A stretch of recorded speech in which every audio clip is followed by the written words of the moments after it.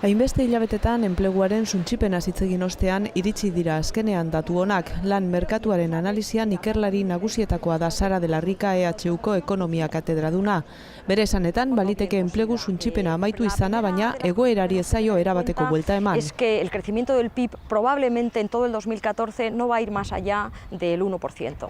Igoera horrek ez dakar enplegu sorrera eta de la Ricaren ustez gainera sortzen dena aldi baterako kontratuekin betetzen bada ez ditugu benetako datu.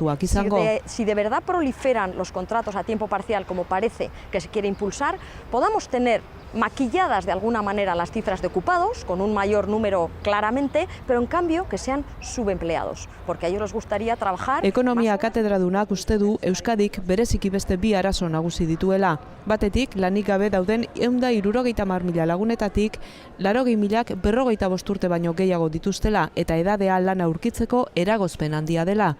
Bestetik, dugun lan harremanetarako markoa aipatzen du de la Ricak.